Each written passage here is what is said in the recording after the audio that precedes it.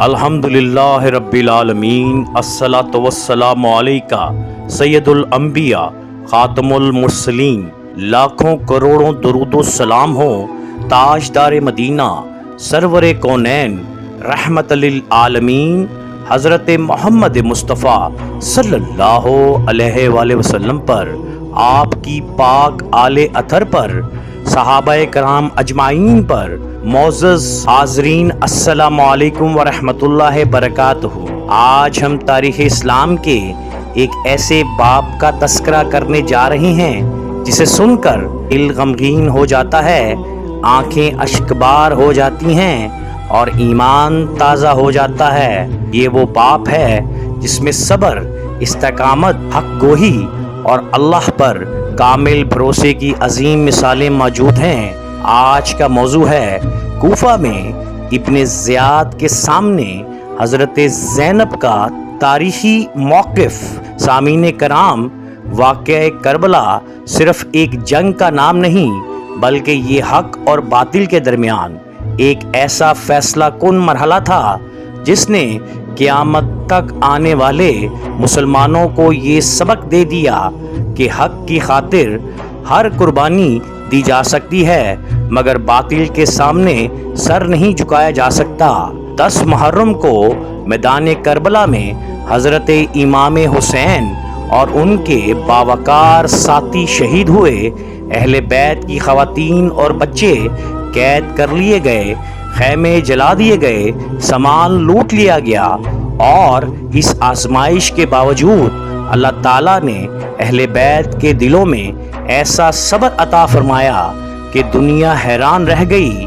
اللہ تعالیٰ قرآن مجید میں فرماتا ہے، بے شک صبر کرنے والوں کو ان کا اجر حساب دیا جائے گا۔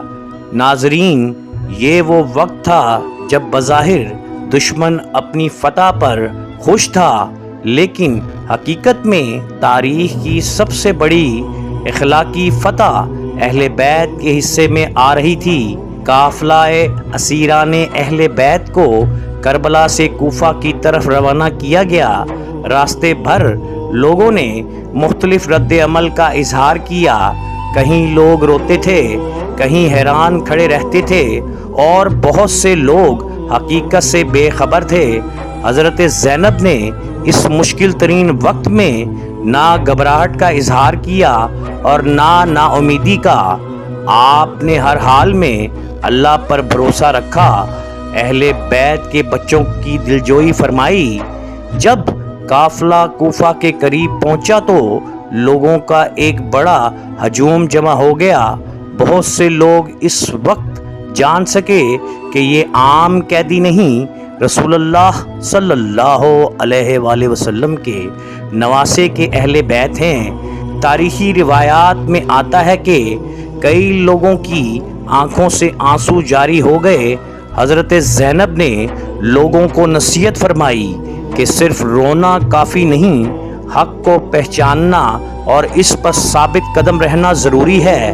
اسی دوران حضرت امام زین العابدین، جو بیماری کی حالت میں زندہ رکھے گئے تھے، بھی اس قافلے میں موجود تھے۔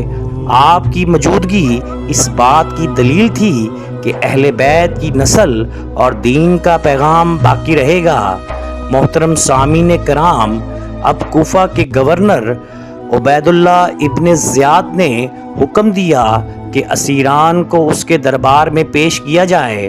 وہ اپنی طاقت اور حکومت پر غرور کر رہا تھا اور سمجھتا تھا کہ اس نے سب کچھ ختم کر دیا، مگر اسے معلوم نہ تھا کہ آج اس کے سامنے ایسی عظیم خاتون کھڑی ہوں گی جن کی زبان سے نکلنے والے حق کے الفاظ تاریخ میں ہمیشہ کے لیے محفوظ ہو جائیں گے۔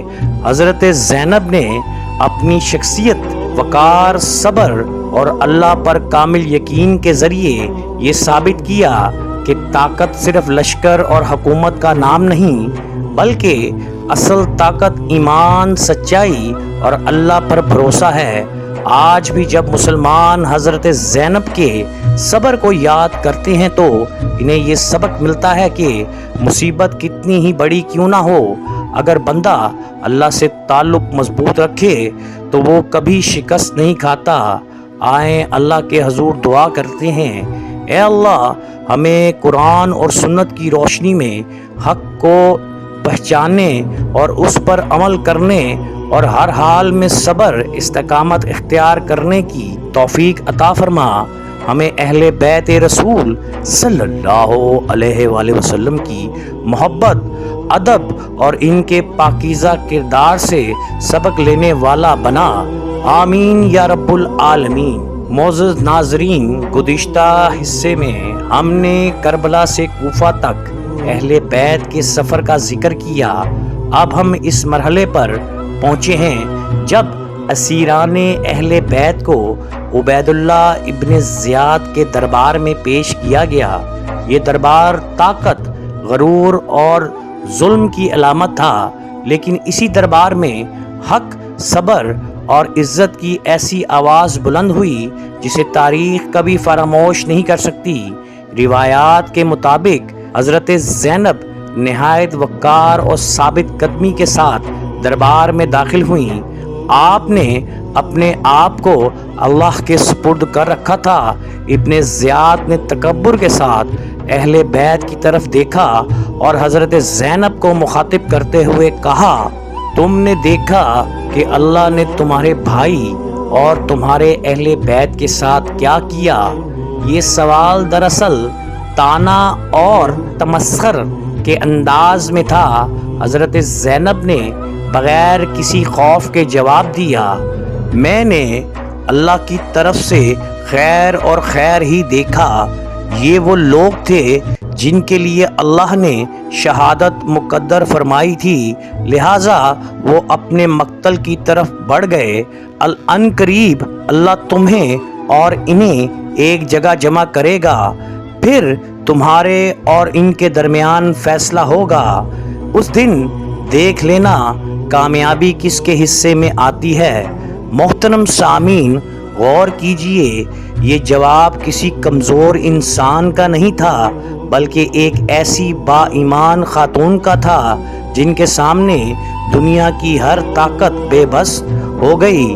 حضرت زینب نے یہ نہیں فرمایا کہ ہم ہار گئے، بلکہ یہ بتایا کہ اللہ کے راستے میں دی گئی قربانی شکست نہیں بلکہ کامیابی ہوتی ہے۔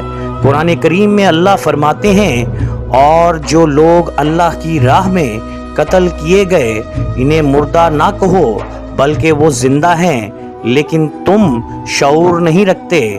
یہی یقین حضرت زینب کے الفاظ میں جھلکتا ہے۔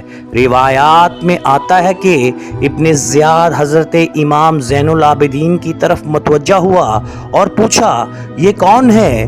بتایا گیا یہ علی بن حسین ہیں۔ اس نے کہا، کیا اللہ نے علی بن حسین کو قتل نہیں کر دیا؟ حضرت امام زین العابدین نے جواب دیا، میرا ایک بھائی تھا جس کا نام بھی علی تھا، لوگوں نے اسے شہید کیا۔ ابن زیاد نے کہا، اللہ نے اسے قتل کیا۔ حضرت امام زین العابدین نے قرآن کی آیت کا مفہوم بیان کرتے ہوئے فرمایا، جانیں اللہ کے حکم سے قبض کی جاتی ہیں۔ اس جرأت حق پر ابن زیاد غضبناک ہوا اور حضرت امام زین العابدین کو قتل کرنے کا ارادہ کیا۔ تاریخی روایات کے مطابق اس موقع پر حضرت زینب آگے بڑھیں اور فرمایا کہ اگر انہیں قتل کرنا ہے تو پہلے مجھے قتل کرو۔ یہ جملہ سن کر دربار پر خاموشی چھا گئی۔ ابن زیاد نے اپنا ارادہ بدل دیا اور حضرت امام زین العابدین زندہ رہے۔ اللہ تعالیٰ نے ان کے ذریعے اہل بیت کی نسل اور علم کو آگے بڑھایا۔ محترم سامعین، یہ واقعہ ہمیں سکھاتا ہے کہ ایمان والا شخص حالات سے نہیں اللہ پر اپنے یقین سے محفوظ رہتا ہے۔ حضرت زینب نے ہمیں یہ درس دیا کہ باطل کے سامنے خاموش رہنا ایمان کا تقاضا نہیں بلکہ حکمت، صبر اور حق گوئی کے ساتھ ظالم کو بے نقاب کرنا بھی دین کی خدمت ہے۔ آج اگر ہم اپنی زندگیوں میں سچائی، صبر، عدل اور اللہ پر توکل اختیار کریں تو یہی حضرت زینب کے کردار سے حقیقی سبق ہوگا۔ آئے اللہ کے حضور دعا کرتے ہیں، اے اللہ ہمیں حق بات کہنے کی ہمت عطا فرما، صبر استقامت نصیب فرما اور ہمیں قرآن اور سنت کی تعلیمات پر چلنے والا بنا، آمین یا رب العالمین۔ ابن زیاد کے دربار میں حضرت زینب کے مضبوط اور باوقار جواب نے یہ ثابت کر دیا کہ تلواریں جسموں کو زخمی کر سکتی ہیں لیکن ایمان، صبر حق کی آواز کو خاموش نہیں کر سکتی۔ کربلا کے بعد بظاہر اہل بیت قید میں تھے مگر حقیقت میں ان کا پیغام آزاد تھا۔ دوسری طرف حکومت، لشکر اور طاقت رکھنے والوں کا نام ظالموں کی علامت بن گیا۔ قرآن میں ہے، نہ کمزور پڑو اور نہ غم کرو، اگر تم مومن ہو تو تم ہی غالب رہو گے۔ محترم سامعین، حضرت زینب نے اپنے کردار سے امت کو کئی عظیم سبق دیے۔ پہلا سبق، اللہ پر کامل بھروسہ۔ جب ہر ظاہری سہارا ختم ہو گیا تب بھی آپ کا یقین اللہ پر قائم رہا۔ یہی ایمان کی اصل پہچان ہے کہ بندہ مصیبت میں بھی اپنے رب سے امید نہ توڑے۔ دوسرا سبق، حق بات کہنا۔ حضرت زینب نے ظالم حکمرانوں کے سامنے بھی حق کا کلمہ بلند کیا۔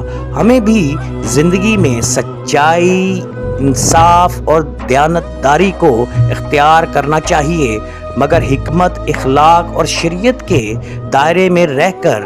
تیسرا سبق صبر ہے۔ صبر کا مطلب کمزوری نہیں بلکہ اللہ کے فیصلوں پر ثابت قدم رہنا۔ اہل بیت نے مصیبتوں کے باوجود اللہ کا شکر ادا کیا اور دین کے پیغام کو زندہ رکھا۔ چوتھا سبق قرآن سے تعلق۔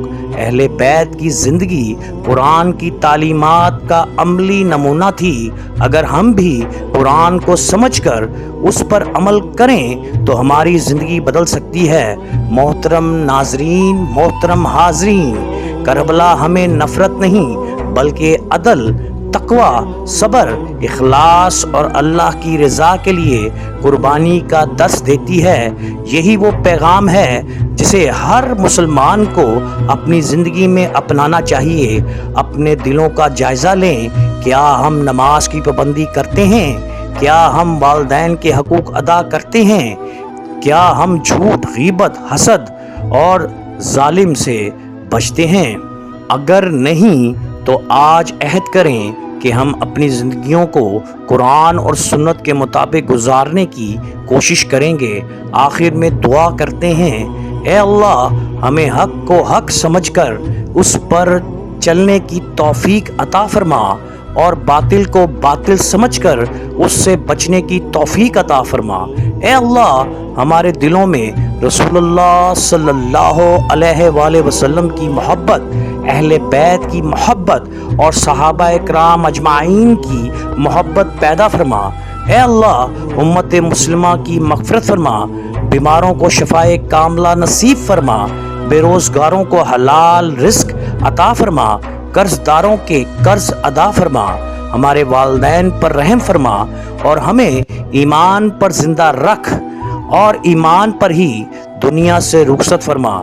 یا اللہ ہمیں قرآن پر عمل کرنے والا، سنت نبی صلی اللہ علیہ وآلہ وسلم کا پیروکار، سچا ایمانت دار اور با اخلاق مسلمان بنا دے، آمین یا رب العالمین۔